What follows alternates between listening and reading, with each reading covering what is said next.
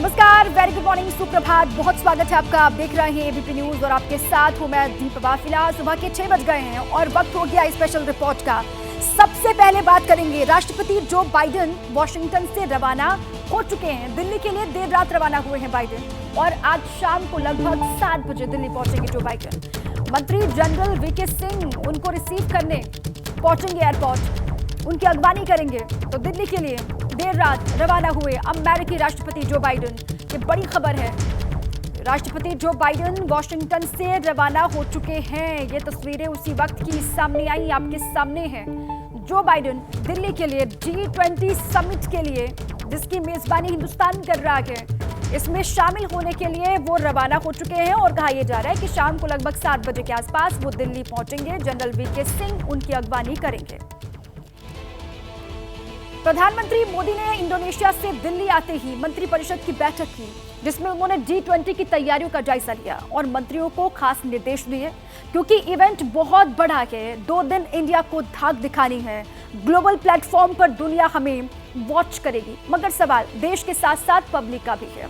इतना बड़ा सम्मेलन, इतने बड़े बड़े लीडर्स, इतना सारा खर्च, इससे आपको क्या मिलेगा?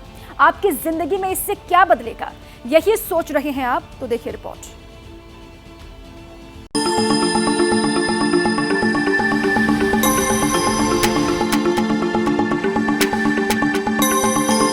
$140 करोड़ का देश और फोकस फिलहाल एक G20 शिखर सम्मेलन।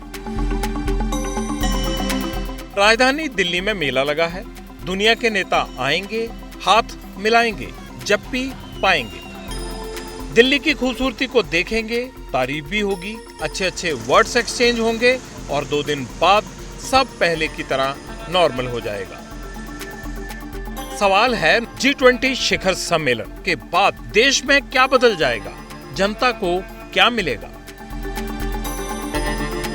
ये ताकत है भारत की कि आज पूरी दुनिया हमारी तरफ देख रही है और हमारे मेहमान नवाजी को स्वीकार कर रही है। जिससे जब अंतर्राष्ट्रीय स्तर ऊंचा होगा, व्यापार अच्छा होगा, हमारे देश का नाम ऊपर जाएगा। इससे हमारे देश के लोगों को बहुत आर्थिक, सामाजिक या अंतर्राष्ट्रीय स्तर पे बहुत ऊंचाई मिलेगी। बाहर से इन्वेस्टर आएंगे, लोग आएंगे, यहाँ व्यापार करेंगे, तो लोगों को, भारत के लोगों को ही रोजगार मिलेगा, नए रास्ते खुलेंगे। जो ग्लोबल लीडर्स हैं या जो दूसरी कंट्रीज़ हैं, उनका एक आउटलुक चेंज होएगा, ठीक है, और इकोनॉमी में भी हो सकता है कि कुछ उसका हमें फ़ायदा मिले। G20 नाम से ही बड़ा लगता है और है भी। 19 मुल्कों और यूरोपियन यूनियन को मिलाकर बना ग्रुप। लेकिन हमारे देश में कई लोग ऐसे हैं जिन्हें इसके बारे में जानकारी ज्यादा नहीं है। इसे ऐसे समझिए कि आपने अपने घर पर एक दावत रखी और इसे लेकर साल भर से तैयारी की, दोस्तों को बुलाया, वो अपनी फैमिली के साथ आए, शाम को शानदार चाय नाश्ता कराया, इसके बाद डिनर टाइम हो गया। अब डिनर टेबल पर शाही पकवान रखे, दोस्तों की चॉइस को ध्यान में रखते हुए। अब यही बातों का दौर चल निकला। ये प्रत्येक भारतीय के लिए गौरव का विषय है। राष्ट्राध्यक्षों का हिंदुस्तान आना और G20 में भाग लेना, ये हिंदुस्तान के लिए बहुत बड़ा अवसर है। भारत ने एक बड़ा काम किया कि हमने अपनी सांस्कृतिक विरासतें भी दिखाई हैं और हमने सिलिकॉन वैली में ले जाकर अपनी उन्नति को भी दिखाया है। और दोनों बातों को देखने के बाद आज ये कार्यक्रम सिर्फ कुछ चंद लोगों का कार्यक्रम नहीं बना, बल्कि आम आदमी का कार्यक्रम बन गया। बस यही G20 है। फर्क सिर्फ इतना है कि यहाँ लीडर्स मिलेंगे और पूछेंगे क्या चल रहा है दुनिया में, क्या प्रॉब्लम है, जिन्हें दूर कर सकते हैं। कुछ ऐसी समस्याएं हैं जो हर साल डिस्कस होती हैं, जैसे क्लाइमेट चेंज, ग्लोबल वार्मिंग, और कुछ वो जिनके बारे में बात करना प्रायोरिटी है, मसलन यूक्रेन वॉर, आतंकवाद, क्रिप्टो करेंसी जैसे मुद्दे। जो भारत का वैश्विक प्रभाव है वो और अधिक बढ़ेगा और अधिक गहरा होगा। भारत में जो निवेश के अवसर हैं वो और अधिक बढ़ेंगे। जाहिर है कि भारत का जो लक्ष्य है, एक मैन्युफैक्चरिंग हब के रूप में, एक बड़े मैन्युफैक्चरिंग हब के रूप में भारत को विकसित करने का है। इस दिशा में भी लाभ होगा। अब और सुनिए, पार्टी का जो मेजबान होता है उसकी पूछ हर जगह होती है। रंग जमता है तो लोग सालों साल चर्चा करते हैं, कहते हैं कि भाई वाह क्या दावत थी, बातें भी हुई और दोस्ती मजबूत भी। हालांकि कभी कभी दावत में कुछ नहीं पहुंच पाते, कभी मजबूरी तो कभी निजी कारणों से। G20 में रूस और चीन के साथ ऐसा ही सीन है। पुतिन और जिनपिंग नहीं आएंगे, लेकिन उनके प्रतिनिधि मौजूद रहेंगे। भारत की अध्यक्षता में G20 की थीम है सबको जोड़ना, साथ लेकर चलना, वासुदेव कुटुंबकम, पूरी दुनिया एक परिवार। इस आयोजन से आने वाले दिनों के लिए एक प्रेरणा भी मिल रहा है और स्वयं को प्रेरित करते हुए कैसे जुड़कर अर्थव्यवस्था में हम काम कर सकते हैं, इसका प्रयत्न भी कर रहे हैं। मेहमानों के लिए दिल्ली तैयार है। आने का सिलसिला शुरू भी हो चुका है। 2 दिन बड़ी मीटिंग्स का दौर चलेगा। एक्सपर्ट्स अभी से कह रहे हैं कि भारत फिलहाल वर्ल्ड डिप्लोमेसी की ड्राइविंग सीट पर है। विकासशील और अविकसित देशों के लिए उम्मीद की किरण, साथ ही आर्थिक महाशक्तियों के बीच भी सबसे अहम किरदार। सुरक्षा के लिहाज से बहुत बड़ा चैलेंज है। पहली बार साउथ एशिया के किसी देश में इतना बड़ा आयोजन हो रहा है। अमेरिका के राष्ट्रपति तक उसमें आ रहे हैं, इसलिए दिल्ली हाई अलर्ट पर है। G20 समिट की सुरक्षा के लिए दिल्ली पुलिस के 50,000 जवान तैनात किए गए हैं। नई दिल्ली वाले इलाके में आर्मी, NSG कमांडोज, CRPF और CAPF के करीब 80,000 जवान डिप्लॉय हैं। अनहोनी को रोकने के लिए बुलेट प्रूफ गाड़ियां, एंटी ड्रोन सिस्टम, राफेल जैसे फाइटर जेट के अलावा एयरफोर्स और सेना के हेलीकॉप्टर भी एक्टिव रहेंगे। और इसके अलावा एयर डिफेंस सिस्टम के साथ हवा में 80 किलोमीटर तक मार करने वाली मिसाइल, फेस रिकॉग्नाइजेशन कैमरे लगाए गए। 4 डिफेंस एयरबेस होंगे अलर्ट मोड पर। सुरक्षा कैसी रहेगी, क्योंकि बहुत बड़ी चुनौती है सुरक्षा चाक चौबंद करने की। तमाम राष्ट्रों के राष्ट्राध्यक्ष इसका हिस्सा, और इसीलिए ये बहुत बड़ी चुनौती हो जाती है।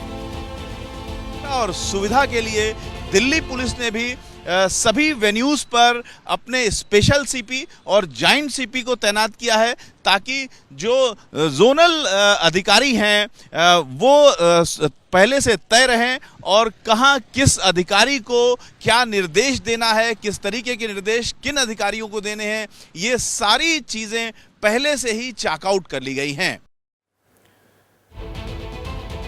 देखिए, 2 दिन तक दिल्ली में क्या खुला है, क्या बंद है, कई लोगों को अब भी पता नहीं है। आप जल्दी से वो जान लीजिए कि क्या चीजें खुली रहेंगी और क्या चीजें बंद होंगी। देखिए, 9 और 10 सितंबर को सवाल है कि दिल्ली में लॉकडाउन लगेगा। जवाब है कोई लॉकडाउन नहीं लगने वाला है। जो अफवाहें चल रही हैं उस पर यह सवाल। पाबंदियां कहां हैं? सिर्फ NDMC एरिया में, जो आसपास का इलाका है भारत मंडपम का, वहीं पर पाबंदियां लगाई गई हैं जो एहतियात के तौर पर। NDMC में क्या बंद है और ये भी आप जान लीजिए। देखिए, स्कूल, कॉलेज, सरकारी, गैर सरकारी दफ्तर जो हैं वो बंद रहेंगे। इनके अलावा दुकानें भी यहाँ पर बंद होंगी। और इंडिया गेट, कर्तव्य पथ, क्या ये बंद रहेगा? तो लोगों के लिए ये बंद रहेगा, आप यहाँ पर ना जाएं। मेडिकल सेवाएं, दवा दुकानें हर जगह खुली रहेंगी। जो इसेंशियल चीज़ें हैं वो हर जगह खुली रहेंगी। दवा और जो मेडिकल की सेवाएं हैं और इसकी दुकानें हर जगह आपको खुली दिखाई देंगी। दिल्ली मेट्रो चालू रहेगी। सुप्रीम कोर्ट मेट्रो स्टेशन पर एंट्री एग्जिट नहीं होगी, बस ये आप जान लीजिए। जो मेट्रो की सेवाएं हैं वो अलग अलग हिस्सों में चलती रहेंगी, अनवरत। बाकी दिल्ली में मेट्रो बंद रहेगा या फिर खुला रहेगा, ये सवाल बहुत लोग जानना चाह रहे थे। इसका जवाब तो देखिए खुला रहेगा। ट्रेन, फ्लाइट्स, कोई पाबंदी इनमें नहीं है। हालांकि रूट डाइवर्ट जरूर मिलेंगे। एक्स्ट्रा टाइम लेकर चलें।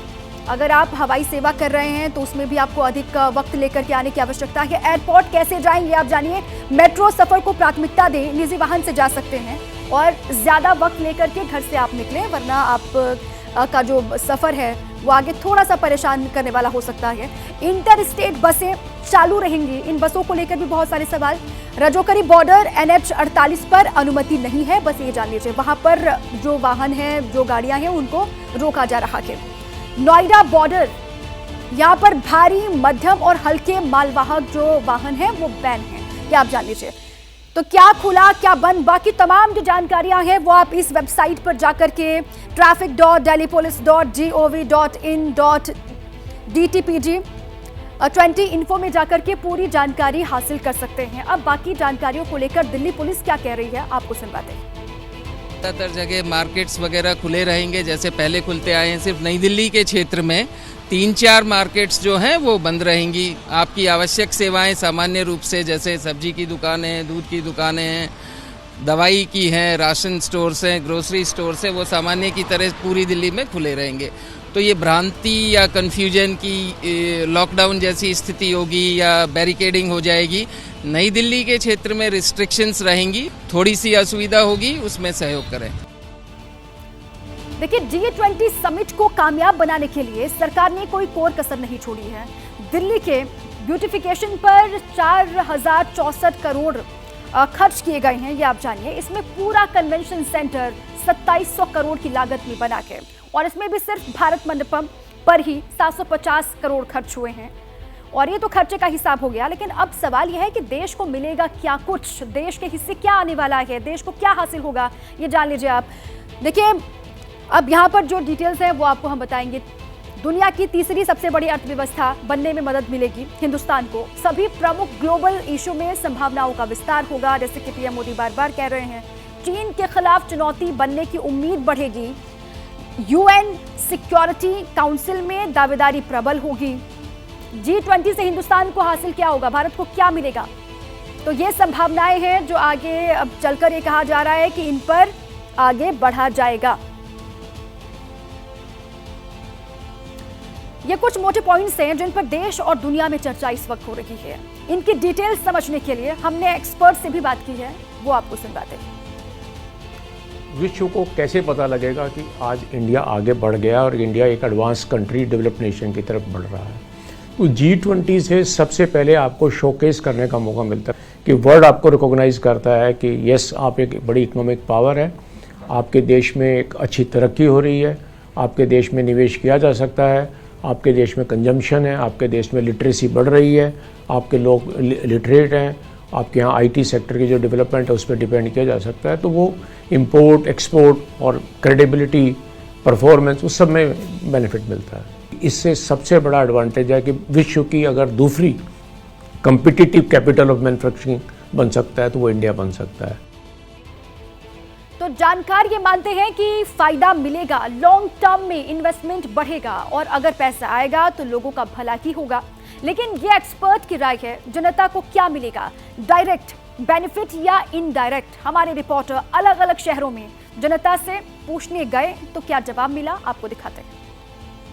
हाँ, जहाँ G20 के बैठकें हो रही हैं, वहाँ की सड़कें, वहाँ के शहर, इसके हिसाब से साफ सफाई और बहुत सारी चीज़ें हो रही हैं। बिना फालतू का खर्चा है, भाई दूसरों को लगे, कोई कारोबार डालें जिससे फ़ायदा हो लोगों को। बेरोजगारी ज़्यादा हो रही है आजकल, ये सब पैसे बर्बाद करने से क्या मकसद है ना। भी अपन मेहमान का स्वागत करेंगे तो पैसा तो थोड़ा खर्च होता है, और हर चीज़ को उस एंगल से देखेंगे तो फिर अपन आगे नहीं बढ़ पाएंगे। ऐसे तो अपन भी दूसरे देशों में जाते हैं सम्मेलन, समिट में, तो फिर अपने को तो ऐसा वो लोग सोचेंगे तो फिर तो कुछ हो ही नहीं सकता। टैक्स के पैसे से उनको खर्च करके अगर यहाँ बुलाया गया तो तमाम तरीके की यहाँ योजनाएं उन्होंने जो दिया, तमाम तरीके का यहाँ एम्प्लॉयमेंट दिया उन्होंने। आने वाले दिनों में जो धरातल पे दिखने लगेगा आपको। दिल्ली में समिट हो गया, चलो वहाँ बहुत ज़्यादा खर्चा होगा, दो दिन लोगों को परेशानी भी होगी, और उससे निकलेगा क्या, हमारे देश को क्या फायदा है? ये चीज़ें, ये आम आदमी जो नॉर्मल सा उसको नहीं समझ में, उसको लगेगा कि ये क्या है, ये तो खर्चे हैं फालतू के। ये नाली और रोड तो है नहीं कि G20 की समिट हुई और आपको नाली बनते हुए दिख गई, रोड बनते हुए दिख गया, ये इसका दूरगामी परिणाम दिखेगा। अब आगे बढ़ते हैं, बात महाराष्ट्र की राजनीति की करते हैं जो इस वक्त बहुत दिलचस्प हो चली है। आजकल वहां मराठा आरक्षण का मुद्दा उबाल पर है और एक नई तरह की लामबंदी वहां शक्ल ले रही है, जिसके केंद्र में भूख हड़ताल पर बैठा एक आदमी है और उसके चारों तरफ सियासी बिसात बिछ चुकी है। इस दुबले पतले शख्स ने महाराष्ट्र का सिस्टम हिला दिया है। मनोज जारांगे पाटिल, यही नाम है इनका। उम्र 40 साल। औरंगाबाद जिले के जालना का अंतरवाली सराटी में 29 अगस्त से भूख हड़ताल पर बैठे हैं। देख सकते हैं किस तरह की भीड़ यहाँ जुट रही है, पूरे महाराष्ट्र का ध्यान खींच रही है। भूखे पेट और कांपते होठों से मनोज की एक ही मांग है, मराठा समुदाय को ओबीसी के 50% के भीतर आरक्षण दिया जाए। एकनाथ शिंदे सरकार के लिए ये वाला सिरदर्द बड़ा है कि सरकार को 4 दिन हम दिया है कि 4 दिन में मराठा समाज को महाराष्ट्र के सरसकट कुणबी जात प्रमाण पत्र दे दो। नहीं 4 दिन में दे सकते तो बाजू आपके तरफ रहेगी। हम आपकी राह देख रहे हैं। आप झूठ बोल नहीं सकते समाज को। आप महाराष्ट्र के समाज को सरकार झूठ नहीं बोल सकती। आरक्षण की मांग को लेकर हो रहे इस आंदोलन में हिंसा भी हुई। 1 सितंबर को अंतरवाली सराटी में जहां मनोज का अनशन जारी है, वहां पहले पुलिस ने आंदोलनकारियों पर लाठीचार्ज किया, फिर आंदोलनकारियों ने पुलिस पर ही पत्थरबाजी शुरू कर दी। 45 पुलिसकर्मी और सैकड़ों प्रदर्शनकारी घायल हुए। 19 बस और निजी वाहन जला दिए गए। 2 दिन तक महाराष्ट्र में तनाव फैला रहा। सरकार के खिलाफ मोर्चा खोले हुए मनोज के आंदोलन को स्वाभाविक है विपक्ष का समर्थन मिलता ही, खासतौर पर जब मराठा मुद्दा उनका मजबूत वोट बैंक है। शरद पवार, राज ठाकरे, उद्धव ठाकरे से लेकर अशोक चव्हाण, नाना पटोले और प्रकाश आंबेडकर अनशन स्थल पर जाकर मनोज से मुलाकात कर चुके हैं। महाराष्ट्र के मराठवाड़ा का जो हिस्सा निजाम के शासनकाल में था, उस वक्त कुणबी मराठाओं को ओबीसी के तहत आरक्षण मिला था, लेकिन जब ये हिस्सा महाराष्ट्र में शामिल हुआ तो उन्हें मराठाओं की श्रेणी में रखते हुए ओबीसी के तहत आरक्षण समाप्त कर दिया गया। लेकिन अब यही मराठवाड़ा के मराठा निजाम का हवाला देते हुए मराठा आरक्षण की मांग कर रहे हैं। फिलहाल महाराष्ट्र सरकार इस पर सकारात्मक है और एक रिपोर्ट बनाने के लिए आदेश दिया है। सीएम शिंदे को पता है आंदोलन और अनशन का इम्पैक्ट कितना पावरफुल हो सकता है, लिहाजा कैबिनेट के 3 मंत्री लगातार मनोज पाटिल और सरकार के बीच हर कार्य बने हुए हैं। सरकार के प्रतिनिधियों की मनोज पाटिल से बातचीत फेल हो रही है और मनोज आंदोलन के अल्टीमेटम को बढ़ा रहे हैं। मनोज की तबीयत बिगड़ती जा रही है। पिताजी की जो मांग है मराठा आरक्षण की, उसके लिए हमारा पूरा सपोर्ट है और हम फैमिली से पापा जी को ये कहना चाहते हैं कि आप लड़ो और मराठा समाज को न्याय दे दो। पूरे 9 दिन हो गए, ना ही उन्होंने किसी का मतलब जो उनकी एक भी डिमांड है पूरी हुई नहीं है। अभी अगर उनकी तबीयत को कुछ हो जाता है तो देखिए पूरा परिवार जो है सड़क पे आ जाएगा। ये सीधी बात है कि पूरा परिवार उनके भरोसे ही चल रहा है। उनके घर के सभी मुखिया वही है। सीएम शिंदे का कहना है कि उनकी सरकार खुद मराठा आरक्षण के हक में है, लेकिन मुद्दा अभी न्यायालय में है, इसलिए पहले कोर्ट का फैसला आने दीजिए। अच्छा, अब आगे बढ़ते हैं। महाराष्ट्र में मराठा आरक्षण का मुद्दा तूल पकड़ चुका है, ये आप जानते हैं, और शिंदे सरकार के सामने बहुत बड़ी चुनौती है। शिंदे सरकार चाहती है कि आंदोलन वापस लिया जाए। दूसरी ओर मराठा समाज अपनी मांगों पर अड़ा हुआ है, डटा हुआ है। 10 दिनों से लगातार आंदोलन जारी है और प्रदर्शन के बीच हिंसा भी। सरकार ने आंदोलनकारियों से बातचीत की पहल की, लेकिन फिलहाल आंदोलन का कोई रास्ता, कोई हल निकलता हुआ नहीं दिख रहा। संविधान सम्मत जितना आरक्षण है उसको हम संघ के लोग तो पूरा समर्थन देते हैं। आरएसएस के प्रमुख मोहन भागवत ने एक बार फिर वही बात कही जो उन्होंने 4 साल पहले कही थी कि आरएसएस संविधान के मुताबिक आरक्षण के साथ है तब तक जब तक समाज में भेदभाव है। देखिए, अपने यहाँ जो आरक्षण दिया गया है वो अपने देश में सामाजिक विषमता का इतिहास रहा है और हमने अपने ही समाज के बंधुओं को सामाजिक व्यवस्था के तहत पीछे रखा। उनको अपने बराबरी में लाने तक उनको कुछ विशेष उपाय करने पड़ेंगे। इसलिए जब तक वो भेदभाव है तब तक उसको चालू रहना चाहिए। संविधान सम्मत जितना आरक्षण है उसको हम संघ के लोग तो पूरा समर्थन देते हैं। संघ प्रमुख का ये बयान ऐसे समय में आया है जब महाराष्ट्र में फिर से मराठा आरक्षण को लेकर आंदोलन जारी है और प्रदर्शन हिंसक होता जा रहा है।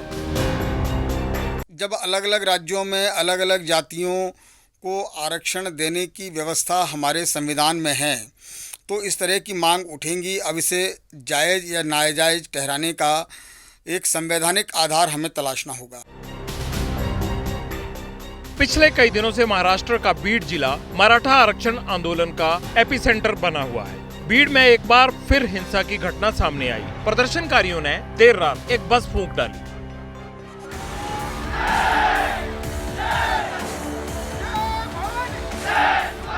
महाराष्ट्र में मराठा आरक्षण ने तूल कैसे पकड़ा और मराठों की मांग वाजिब है भी या नहीं, उससे पहले जरूरी है मराठा को जानना। महाराष्ट्र में मराठा जातियों का एक समूह है। इसमें किसान, जमींदार समेत कई और वर्ग हैं। मराठा समुदाय की आबादी 30% से ज्यादा है। महाराष्ट्र की राजनीति में मराठों का दबदबा है। राज्य के ज्यादातर मुख्यमंत्री मराठा समुदाय से रहे हैं, लेकिन मराठा समुदाय लंबे समय से आरक्षण की मांग कर रहा है।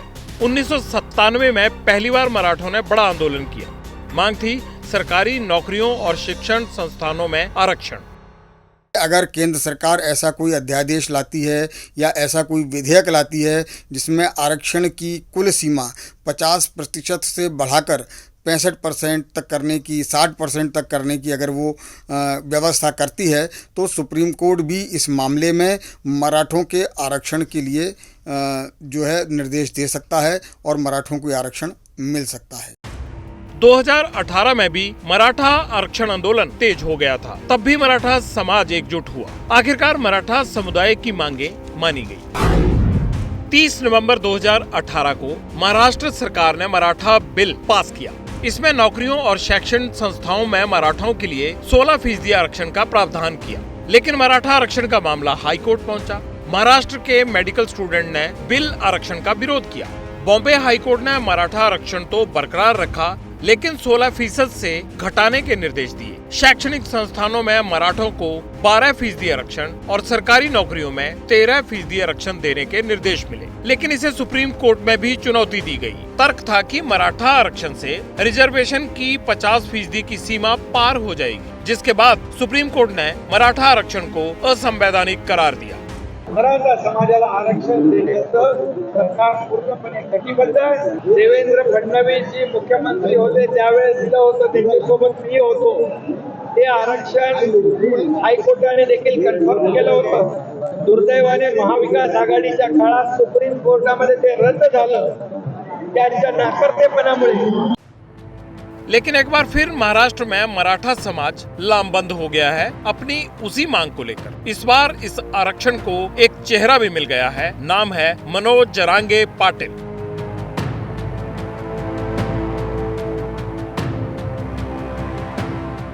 औरंगाबाद जिले के जालना में मनोज 29 अगस्त से भूख हड़ताल पर बैठे हैं। पहले भी मराठा आरक्षण के लिए आंदोलन किया, तब किसी ने खास तवज्जो नहीं दी थी, लेकिन इस बार मनोज ने सबका ध्यान खींच लिया है, अपने मराठा समाज का भी और महाराष्ट्र सरकार का भी। और डिमांड सीधी है कि जब तक आरक्षण नहीं मिलता तब तक भूख हड़ताल जारी रहेगी।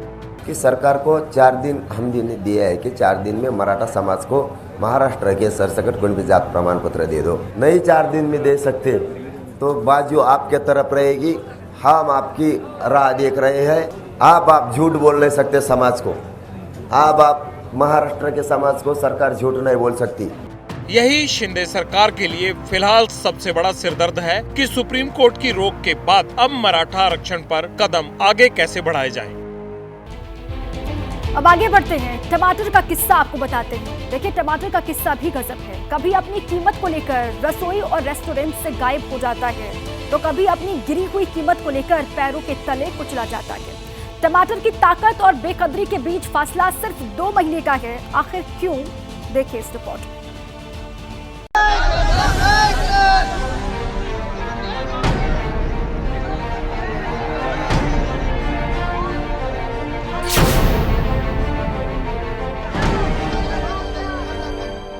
आग लगे ऐसे टमाटर में जो हर दिन चिढ़ाता है। कभी आम लोगों की थाली तो कभी किसान की जेब को जलाता है। जायके के राजा टमाटर का अर्थतंत्र बड़ा अजीब है। 2 महीने पहले भाव 300 के पार था, तब देश परेशान था। अब किसान, क्योंकि अब टमाटर और किसान की मेहनत का मोल नहीं। महाराष्ट्र के नासिक में टमाटर का 1 कैरेट 100 रुपए में बिक रहा है। औरंगाबाद में किसानों को 1 किलो टमाटर 2 रुपए में बेचना पड़ रहा है। पहले औरंगाबाद चलते हैं। 2 महीने पहले संभाजी नगर में 1 किलो टमाटर 200 रुपए में बिक रहा था। जुलाई का महीना था, तब टमाटर खजाने जैसा अनमोल हो गया था। औरंगाबाद में टमाटर चोरी हो गए थे। तस्वीर सीसीटीवी कैमरा में कैद हुई थी, देश ने देखी। दूसरी तस्वीर चंद घंटे पहले की है। किसानों का टमाटर 2 रुपए किलो नहीं बिक रहा, इसलिए सड़क पर फेंक दिया, आग लगा दी।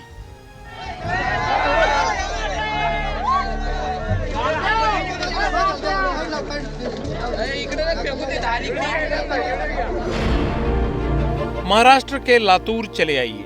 25 दिन पहले यहाँ टमाटर किसानों के लिए कुबेर के खजाने से कम नहीं था। आज टेंशन दे रहा है। मांगे कोई 1 किलो टमाटर के 2 रुपए भी नहीं दे रहा।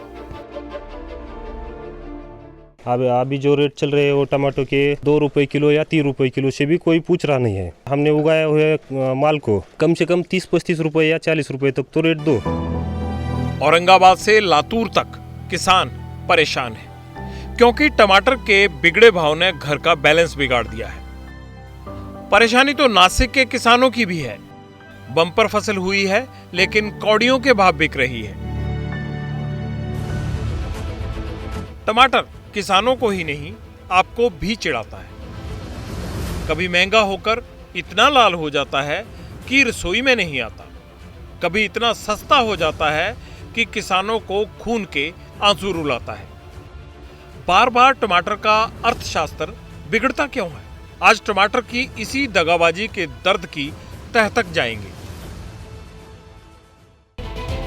ब्रेक के बाद स्वागत है आपका। अब आगे बढ़ते हैं। बात शाहरुख खान की फिल्म जवान की। शाहरुख खान की फिल्म जवान कल सिनेमाघरों में रिलीज हो गई है। पहले ही दिन जवान की बम्पर ओपनिंग हुई है। पठान से शाहरुख खान ने जोरदार कमबैक किया था और अब जवान से शाहरुख ने फिर से धूम मचा दी है। देखिए, शाहरुख की फिल्म जवान शुक्रवार को सिनेमाघरों में आ गई और पहले ही दिन शाहरुख की जवान ने धमाकेदार एंट्री की बॉक्स ऑफिस पर।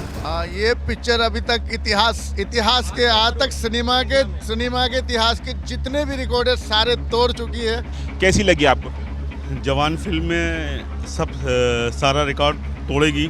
शाहरुख भाई के जो 5 रोल है, अलग अलग जो किरदार हैं, क्लास के हैं। 7 महीनों में ये दूसरा मौका है। इसी साल की शुरुआत में शाहरुख पठान बनकर दर्शकों के बीच में आए थे और अब जवान बनकर। लेकिन जवान ने पठान की ओपनिंग का रिकॉर्ड तोड़ दिया। पठान ने पहले दिन 57 करोड़ की कमाई की थी, लेकिन जवान ने पहले ही दिन 75 करोड़ कमा ली, जो पहले दिन सबसे ज्यादा कमाई करने वाली फिल्म बन गई। जवान को देखने के लिए देश के तमाम शहरों के सिनेमाघरों में भीड़ उमड़ रही है। जो कॉज दिखाया गया है, सोशल कॉज, और काफी बढ़िया था। वो शायद हर किसी को कुछ ना कुछ अगर उससे सीख मिले तो बढ़िया है। बहुत मस्त मूवी है, पूरा एक्शन मूवी है, पैसा वसूल मूवी है, पूरा पैसा वसूल हो गया। अच्छी मूवी है, शाहरुख खान का लुक है वो एक नंबर, बहुत बढ़िया। डबल रोल जो थे बहुत ज्यादा। शाहरुख खान की फिल्म जवान का जलवा कश्मीर में भी देखने को मिला। श्रीनगर में पहले मल्टीप्लेक्स में जवान रिलीज हुई। कश्मीरी दर्शकों में भी जवान का जबरदस्त क्रेज देखने को मिला, क्योंकि वीकेंड तक श्रीनगर के मल्टीप्लेक्स की बुकिंग फुल है। जवान की पहले दिन की वर्ल्ड वाइड कलेक्शन 120 करोड़ रही और एक्सपर्ट का मानना है कि अगर यही ट्रेंड रहा तो जवान वीकेंड तक 300 करोड़ का आंकड़ा पार कर सकती है। पत्रकारिता कोई इमोशन नहीं है, ना अपना कोई ज्ञान देना है और ना कोई विचार थोपना है। पत्रकारिता क्या है? पत्रकारिता का मतलब है सही जानकारी इकट्ठा करना और तथ्य बताना। पत्रकारिता आज जितने महत्वपूर्ण दौर में है, शायद पहले नहीं थी। इस दौर से निकलने के लिए सिर्फ सच दिखाने की जरूरत है, वो सच जो आपके हित को आगे रखे। इसलिए अब रात 9 बजे प्राइम टाइम नहीं होगा, ये आपका टाइम है। जगविंदर पटियाल के साथ देखिए पब्लिक इंटरेस्ट, सोमवार से शुक्रवार रात 9 बजे सिर्फ एबीपी न्यूज पर। एबीपी न्यूज आपको रखे आगे।